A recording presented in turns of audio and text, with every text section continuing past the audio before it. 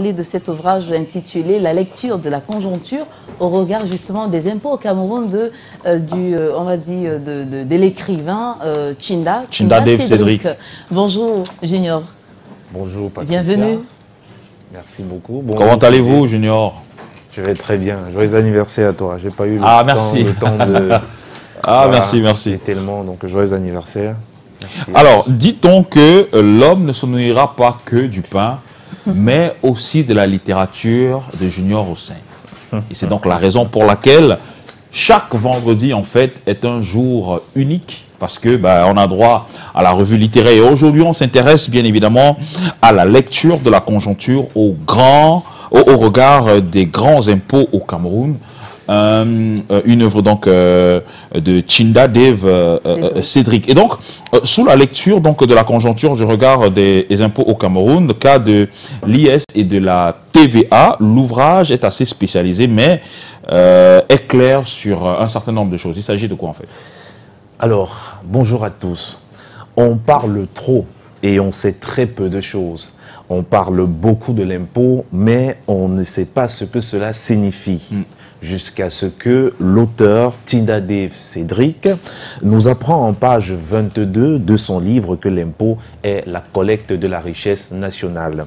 Patricia et Fidil, eh bien, le livre intitulé « La lecture de la conjoncture au regard des grands impôts au Cameroun », le cas de l'impôt sur les sociétés et la TVA. Ce livre de 138 pages explique de manière simplifiée la conjoncture actuelle du Cameroun, c'est-à-dire la situation économique de notre pays, et sort le lecteur de toute ignorance en lui révélant à la page 65 que la caractéristique principale de l'économie camerounaise, c'est l'absence de l'industrie. Eh bien, mieux encore, cet ouvrage est pour le profane, c'est-à-dire celui qui ne connaît véritablement rien en économie.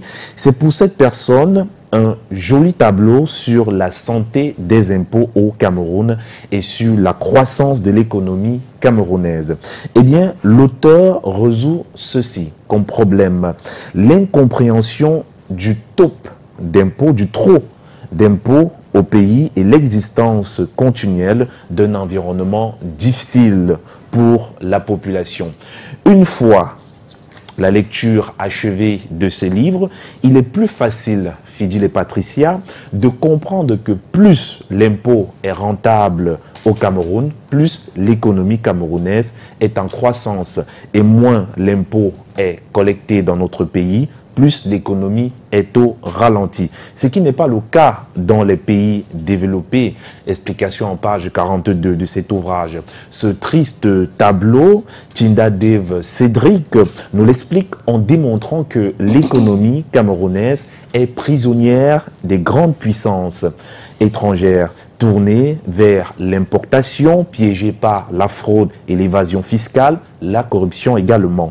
Le livre est une lecture, mieux une explication de la conjoncture camerounaise basée sur l'état des grands impôts que sont l'impôt sur les sociétés et la TVA, c'est-à-dire les taxes sur les valeurs ajoutées.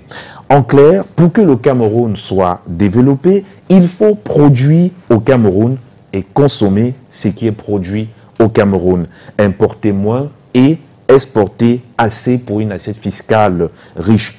En peu de mots, l'auteur, dans ses travaux, nous dit qu'il faut industrialiser le Cameroun et lutter efficacement contre la corruption. Ce livre est un outil d'aide à la décision également, dès sa deuxième partie. Merci Junior. Est-ce que vous pouvez nous expliquer toute cette vision économique en français facile? Alors, en français facile, pour répondre à cette question, Patricia, permettez-moi de vous lire un extrait de ce livre qui, pour nous, est la pièce maîtresse de cet ouvrage scientifique qui allie justement sociologie, politique, droit et mathématiques. Eh bien, Patricia, je vais lire cet extrait. Vous allez comprendre mieux. C'est ça en français facile en tout cas. Tout de suite. Voilà. Les Camerounais créent de la richesse qui est aussitôt rapatriée à l'étranger, participant ainsi à l'enrichissement d'une assiette fiscale européenne à distance. Essayons d'être plus clairs. avec le cycle de consommation d'un jeune Camerounais. Écoutez bien. Le matin, par exemple, Fidil, il se lève et au petit déjeuner, il consomme du pain qui est fait avec la farine du groupe français Sondia, via sa filiale locale SGMC. Donc, c'est sans publicité.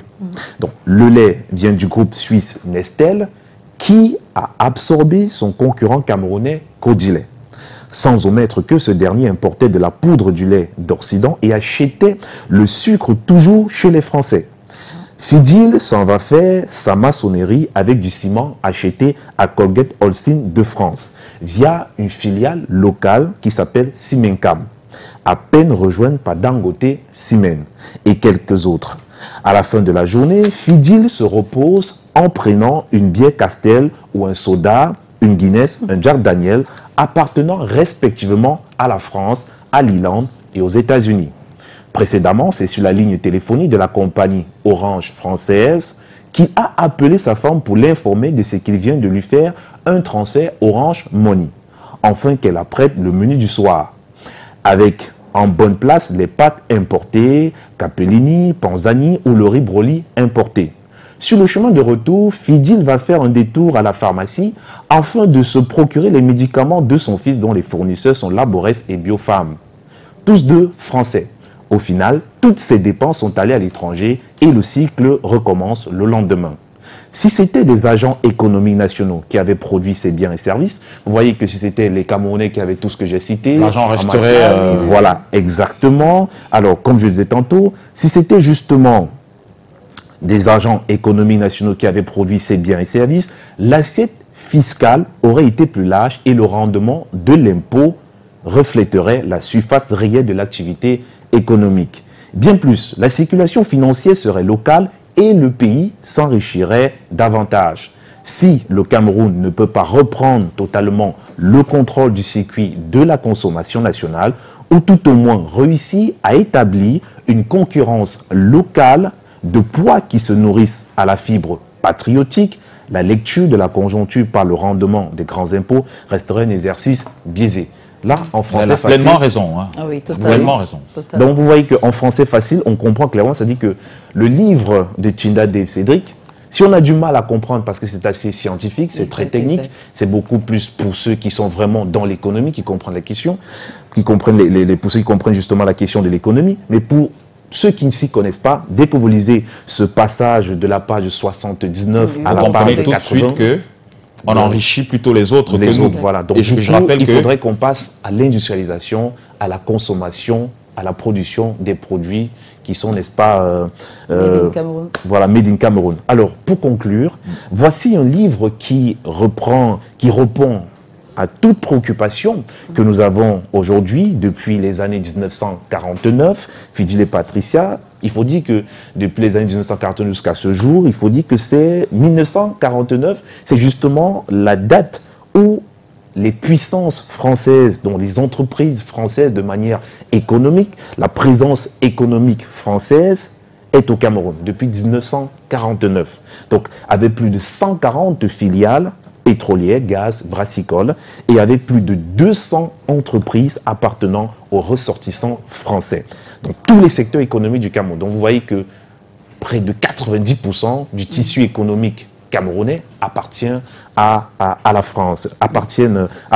Alors, je vous recommande ce livre pour comprendre comment fonctionnent les impôts dans le monde et au Cameroun en particulier, comprendre comment notre économie ne marche pas et pourquoi on parle de résilience au quotidien dans les discours politiques, comprendre pourquoi le franc CFA, ça c'est intéressant avant de terminer, pour deux qui me fait des grands signes pour quitter le plateau, comment comprendre ou bien comprendre pourquoi le franc CFA n'est pas un réel problème pour le Cameroun. Parce que beaucoup pensent que si on quitte le franc CFA, ça résout tout. Ben, en fait, le franc CFA n'a rien à voir avec notre problème actuel. Toujours est-il, lorsqu'on a fait un bon diagnostic, c'est clair que la thérapie sera encore plus efficace. Exactement. Merci Junior Hossein, on vous souhaite un week-end aussi coloré que vous. Merci beaucoup. Et bon week-end Pascal. Dans Bon quelques week-end. instants, on va parler de sport.